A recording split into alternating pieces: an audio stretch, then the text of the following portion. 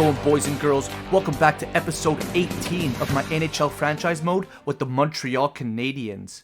So in the last episode, we took it from the beginning of the season all the way to the trade deadline. We scouted who we wanted to target. So on the Nashville Predators, there was Kucherov and Lawson Krause. Both could fit perfectly on the third line to play with Crosby and Shane Wright. We could move Heineman down and then scratch Killorn. He's the only one who's actually a minus on our team. And then there was also, on the Jets, there was Sean Monahan. We could also bring him back. There was also Brady Tkachuk on the block as well. They are in a wild card spot, so a bit of a concern there in Ottawa. But they're 34, 21-4. If they do decide to trade him, my mind's going to be blown. But let's get right into it. Well, first things first, advance the day.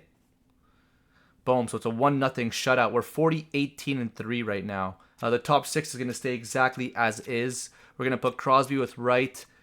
Drop Heineman, he was playing third line like this. So we're going to drop him to the fourth line, playing with Beck and Fisher. And then Killorn is a -1. We're going to have him as a scratch. And we'll probably just move on from like Oathman or something, package him up in the deal, and then try to get Lawson Krause, Cooch, or Sean Monahan. So before we enter the trade deadline, let's just go over the standings to better understand who's going to be making the trades and whatnot.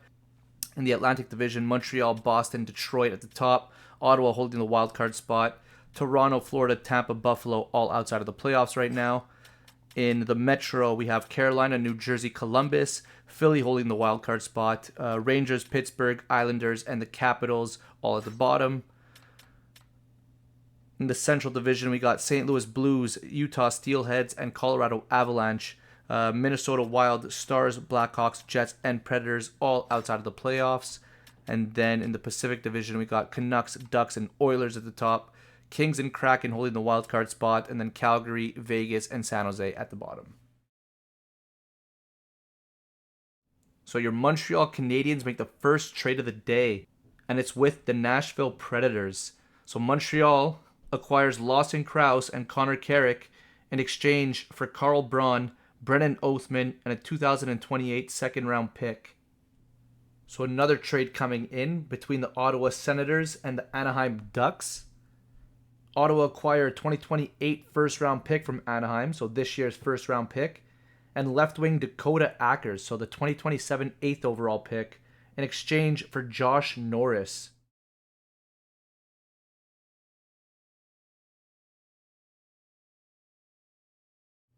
So a trade between the Calgary Flames and the Anaheim Ducks. Anaheim acquires Mackenzie Weegar and a 2029 fourth-round pick, in exchange for a 2029 first-round pick, a second-round pick in 2029 as well, and goaltender Ryerson Leanders. So a 21-year-old former third-round pick, medium starter. So the St. Louis Blues and the San Jose Sharks make a swap. Andrei Burakovsky is getting sent to the St. Louis Blues in exchange for Michael Butchinger, 23-year-old defenseman, top 4 potential. He is currently a top 6 role.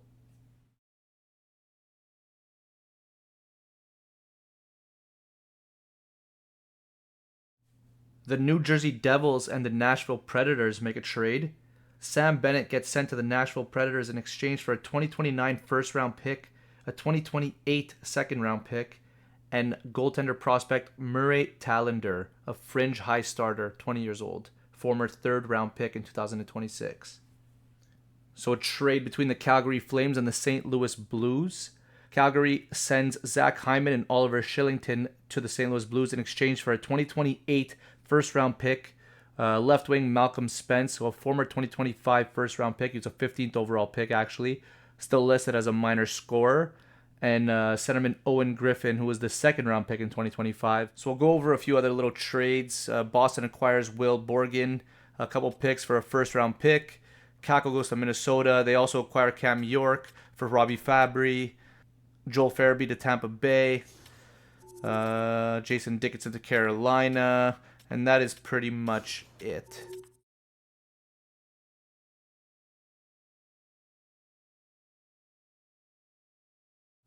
Alright guys, so this is the new lineups with Lawson Krause in them.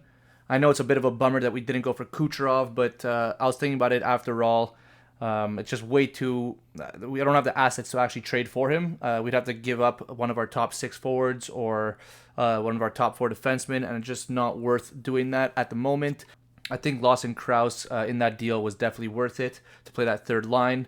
So these are going to be our lineups. Farrell, Suzuki, Svechnikov, Caulfield, Doc, and Slavkovsky. The top 6 does not change. Lawson Krause going to play with Crosby and Shane Wright, Fisher, Beck, and Heineman. Defense stays the same. Guli, Mayu, Hudson, Bichelle, Vakanainen, and Korzak. Power play 1 stays the same. PP2 stays the same. And then everything else actually stays exactly the same. The penalty kill stays the same. I didn't put Krause on it just because he wasn't too good on the penalty kill. So I just think third line playing with Crosby and Wright is going to be good enough. He's going to be a big body for the playoffs, and that's why I did the deal. All right, guys, so 21 more games left in the season. The Boston Bruins is going to be the first team we're going to play after the trade deadline with Lawson Krause in it. So, yeah, welcome to the Bell Center. It's the first game against the Boston Bruins. I'm going to slow sim it, see how we do. All right, boys, after one period, it is 1-0. Sean Farrell buries one on the left-hand side of Jeremy Swayman. 11-8 in shots. Period 2.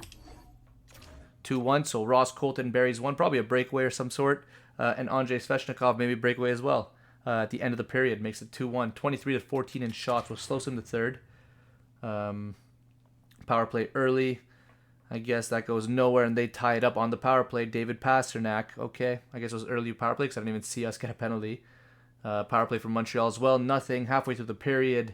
Still a tie game. We're out shooting them like crazy, though. And Nick Suzuki buries one.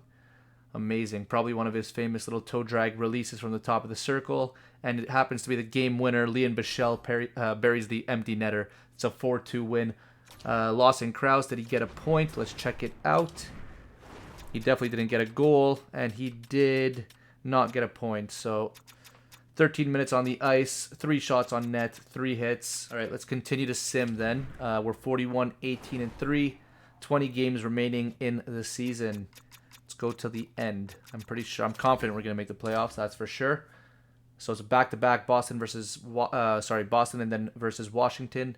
Jared Spurgeon on the block. I have Chris Letang as backup. I do not need him. It's a 2-1 win, 7-1 win, 3-0 win. No, don't need you. Oh, okay, you know what? Sorry, boys. Okay, we're just 4-2, 2-1, 7-1, 3-0, 6-1. In 5 games, we've let in a total of 5 goals. Incredible. 45-18-3 overall. Oh my god, look at this. Frederick Stahl, a medium franchise power forward. Maybe this is like a cousin to the Stahl brothers. 6 foot, 192, 34 goals, 41 assists in 51 games. Where's he playing right now? In the OHL. Alright, 17 years old, shoots right. So Frederick Stahl, who's going to have the honor of drafting him? There's Lewis Snyder, Sasaki we don't know too much of, O'Brien medium elite, power forward, Shane Connolly medium elite. If we continue to scroll, I guess we have, yeah, top 6 there, 24th overall. It's pretty good. Let's see if there's any medium elites late. Okay, so we have a goalie, 154. We don't necessarily need it, but I wouldn't mind scooping him as trade bait. It's always good to have a bit of value on your team. Any gems? All right, couple of gems. Yeah, 2nd overall and 5th overall, though. All right, and this Chubisov guy. Trending downwards, but he is a gem. So we'll see how he pans out to be. All right, let's continue the sim. So 3-1 against Pittsburgh. It's an overtime loss against Philly. Couple of back-to-back wins there. Another win, another win. Oh, my God. We're just on a roll here, boys. When we lose, we lose. But when we win, we win big. Cale Fleury, does he want to come back to Montreal? Let's see how he is, actually. Curious before we just let him go. 29 years old. Like, maybe he could just be an AHL defenseman. Honestly, I'll just scoop him as an AHL defenseman. I'm not even going to put him right now until we have like an injury to do it. I'll just do best lines. Kastelik, we're going to decline that. So 6-4 win, 5-3 win, ending the season hot against Toronto. We win, Ottawa we win, and Florida we win. We go 57-20-5.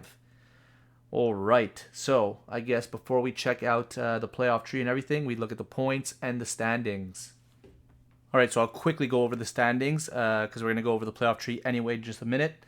But Montreal actually led the entire league, so we win the President's Trophy this year. Pretty huge news for the boys. Carolina 2nd, Vancouver 3rd, Edmonton, Detroit, Utah, St. Louis, Columbus, Philadelphia, and Boston. So that's your top 10. And then we're going to go starting at the bottom. So Nashville Predators have the best odds at requiring Frederick Stahl. He could be the 1-2 punch with him and Roger McQueen. That's going to be nasty there in Nashville. Winnipeg Jets at the bottom as well. Pittsburgh Penguins, classic. Washington Capitals, Buffalo, New York, Dallas, Vegas, and the Chicago Blackhawks. So I believe that is your bottom 10, just in case Tampa Bay Lightning as well. So New Jersey had the best power play this year at 25.6, getting basically a quarter of their power plays, one every four. Montreal there, fifth in the league with 22.8%. And the best penalty kill went to the Dallas Stars at 86.5%. We were not even in the top 10, but we are basically top 15, 82.2%, still good enough. All right, so starting with the forwards for the Montreal Canadiens, Cole Caulfield led the way with 92 points in 82 games, 45 goals, 47 assists. So no one hit 50 this year, but he was quite close again. Nick Suzuki with 89 points, 31 goals, 58 assists. Sidney Crosby, if this is where he retires, I mean, what a beautiful way to go. 87 points. He was 87 overall, age 40. If we could win the cup, that'd be icing on the cake. But 48 goals. He was 2 goals away from 50. Unbelievable. 39 assists there. Slavkovsky, PPG, 82 and 82. 26 goals, 56 assists. Sveshnikov and Doc there with 71 points, so that's still very good. Sean Farrell, 65 and 77. Maybe he could hit that 70-point mark this year if we had that 5 more games for him. But, I mean, that's still good on the top 6, especially for how much he gets paid. I feel like it's the perfect complement player to have with Slavkovsky and... not Slavkovsky, with Sveshnikov and Suzuki. Lawson Krause ended 48 points in 84 games. So, probably had the most out of everyone in the season. He had 8 points in 21 games with us. So, pretty good for him. How much did he have on the ice? 1152. So yeah, he dropped from 1553 with his team to 1152, but he's more of a role player now with the Montreal Canadiens, so he could win a cup. Shane Wright, 43 points in 79 games, only 8 goals, 35 assists, very good. But if he could just get that to like 20 and be a 55, 60 point guy, that's going to be awesome to see. Heineman there with 31. He got dropped to the last line though, but I mean, still very good. Owen Beck, 23 points, and Christian Fischer with 18. Killorn was healthy scratched after the deadline, so he was 13 and 61, -1. Lambert there, 1 assist in 8 games played. On the defensive end, Lane Hudson with 50 points. What a beauty. Logan Mailloux, 37. I can't believe he got 1 goal. 37 points in 74 games. Even him, obviously, if he could get back to 13, that would be... an additional 13 points or 12 points, he'd be at basically 49, 50 points. So I could see that happening next year. Probably just a bit of a fluky season, but still very good. I mean, plus 53. Can't go wrong with that. Leon Bichelle, 20 points, 10 goals, 10 assists, plus 42. Gooley there, 15 points, plus 44. Korzak started -10 at the start of the season, and in 60 games, he went basically plus 19. So very good for him there. And Vakanainen, plus 27. Just amazing. Letang, 4 points in 8 games that he played with us, -2. He will be our depth defenseman for the playoffs. And then goalies. So they fluctuated from like 9-0 to 9-2, but they ended off with very good numbers at the end of the day. 39, 18, and 3 with 6 shutouts in 63 games played for Joey Decord. A 916 save percentage, a 2.59 goals against average. And Havlitt had 23 games played, 17, 2, and 2. What a record. He posted 1 shutout with a 917 save percentage and a 2.54 goals against average. So I'm pretty confident in my goalies going into the playoffs.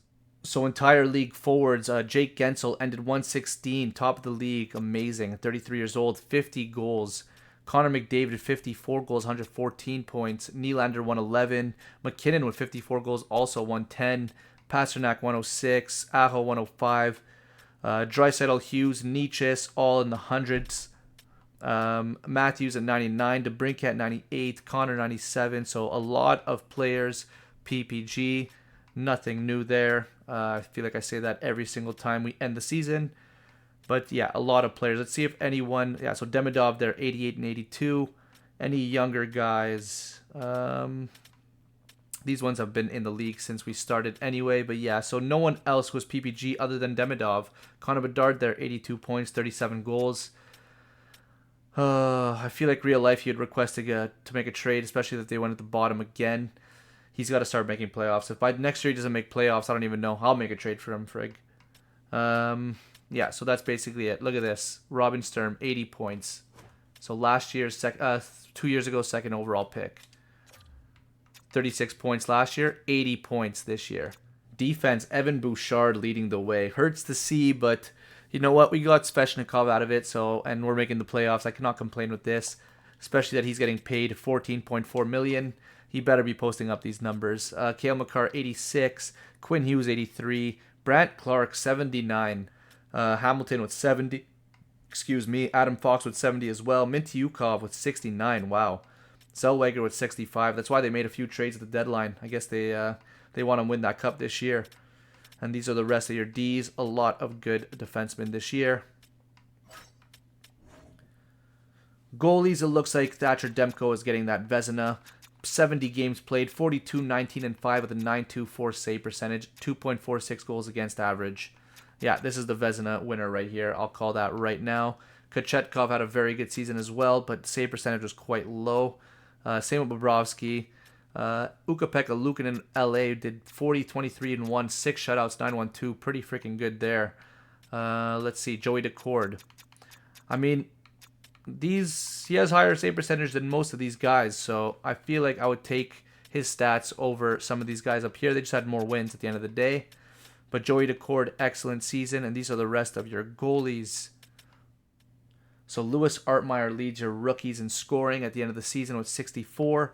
Gavin McKenna with 59. Sylvain Bourgeois at 55 plus 3. It's good for him. Rube Browick 54 plus 18. 27 goals as a rookie. Yeah, age 20 though, but he's listed as a second line forward, so this guy's ready to rock. Kapanen with 48, O'Neill with 48, Aginla 41, all in the 20s. So a lot of good snipers this year. And that's basically it for your rookies. For your rookie goalies, we had Havelid, Koronin, Klang, Hedman, and Brennan. But basically Havelid and Koronin, I guess, were the only ones who did pretty good. 14 and 13. He did the best, that's for sure. 17, 2 and 2, 9-1-7. So Hugo Havelid, definitely the best rookie as a goalie, but I don't think he's going to win Rookie of the Year. In the first round, it's going to be the New Jersey Devils. So already this is going to be a tough one, and I know it. Let's look at the playoff tree. So in the Western Conference, you got the St. Louis Blues facing off against the Colorado Avalanche. Utah Steelheads, I believe, are making their first NHL playoff performance against the Anaheim Ducks. Edmonton versus LA, I feel like it's a classic first-round battle. Vancouver versus Seattle. On the East, you got Columbus versus Philly, Carolina versus Rangers, Detroit versus Boston. Detroit beat us in the first round last year, so if they beat Boston, we're playing them in the second if we get by the New Jersey Devils in the first round. Alrighty, so they have their power line one there with Jesper Bratt, Jack Hughes, and Timo Meier. Dawson Mercer on the second line with the gold X Factor. Wow, they got Sam Bennett at the deadline for the first round pick next year, playing with Logan O'Connor. Alexander Holtz with Michael Essimont and Kaylor Yamamoto. Grunstrom with Trennan and Yolonen. So, wow, okay.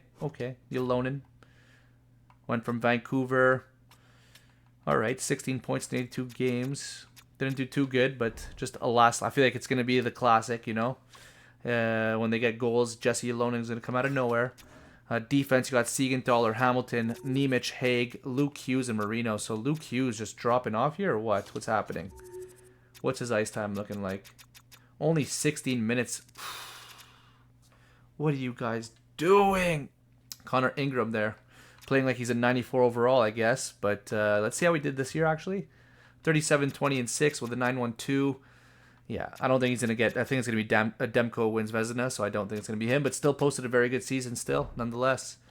Connor Ingram is going to be a tough matchup in round one for sure. Look at all those X factors. So, boys, definitely a shorter video, but we got what we needed to do in this one. Lawson Krause is now a Hab. We breezed right through the rest of the season. I mean, I could have played a game, but I played in the last episode, and I feel like we're basically on autopilot right now. So, yeah, I just feel like there was no need to really play a game there. You know what our lines are all about. They have not changed very much throughout the course of the past 3 years, basically. So, yeah, I think this is the year that we could potentially go back to the finals, but I can't be taking the New Jersey Devils lightly, so it's going to be a fun one next episode, boys. Stay tuned for that one. Other than that, I guess comment your thoughts on the video, comment your thoughts on the series, like this video, that'd be well appreciated, and subscribe to the channel, and I'll catch you guys in the next one. Peace.